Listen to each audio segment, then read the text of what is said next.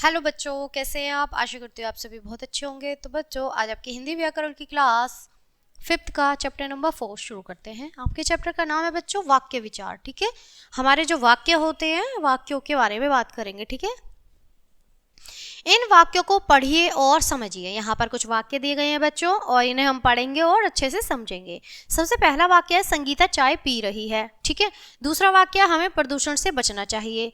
तीसरा है आर्यपत्र लिखता है। चौथा है प्रातःकाल शुद्ध वायु चलती है। इन वाक्यों में अनेक शब्द हैं, प्रत्येक शब्द का अर्थ अवश्य है। ये आपस में मिलकर पूरा अर्थ प्रकट कर रहे हैं, अतः दो या दो से अधिक शब्दों के सार्थक समूह को वाक्य कहते हैं। अब यहाँ पर आप देखेंगे वाक्यों के अंग।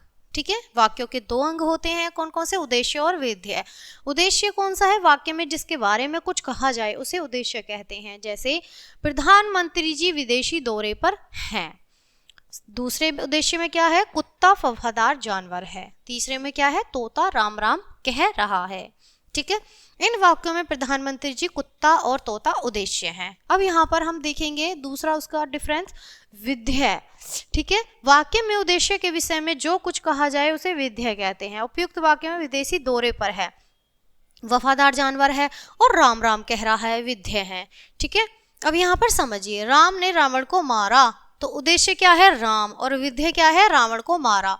ठीक है, पांडु पुत्र पांडव कहलाए। ठीक है, पांडु पुत्र क्या कहलाए? पांडव कहलाए।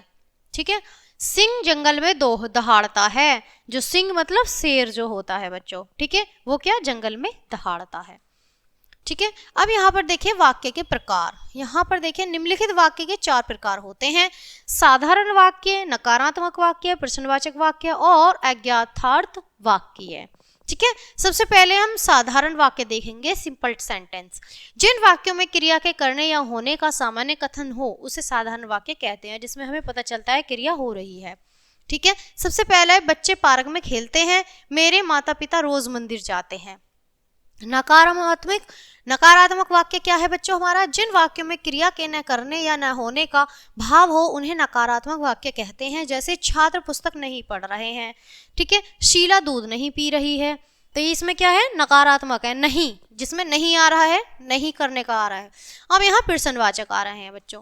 जिन वाक्यों में कोई प्रश्न किया जाता है जैसे उन्हें हम क्या कहते हैं? प्रश्नवाचक कहते हैं। अब जैसे यहाँ एग्जाम्पल है, क्या आपकी बहन बीमार है, जिसमें क्या, क्यों, कब, कैसे, कहाँ ये शब्द आते हैं, उन्हें हम प्रश्नवाचक कहते हैं। लक्षिता क्या कर रही है? ठीक है, तो इसमें भी क्या आ रहा है? अब है अज्ञातार्थक वाक्य। जिन वाक्यों में आज्ञा, निवेदन या प्रार्थना का बोध होता है उन्हें हम आज्ञार्थक वाक्य कहते हैं। जैसे बच्चों शांत रहो, तो आज्ञा ही तो दे रहे हैं बच्चों को जो अध्यापक होते हैं, कृपया बाहर जाओ, तो यहाँ पे भी हम क्या कह रहे हैं? आदेश दे रहे हैं, कृपया बाहर जाओ। ठीक है, तो बच्चों ये था हमारा वाक्य विचार, एक बहुत ही अच्छा सा लेसन। मैं आशा करती हूँ ये पाठ आपको बहुत अच्छे से समझ में आया होगा। तो मिलते हैं इसी तरह अगले चैप्टर के साथ, तब तक के लिए बाय, थैंक्स फॉर वॉचिंग।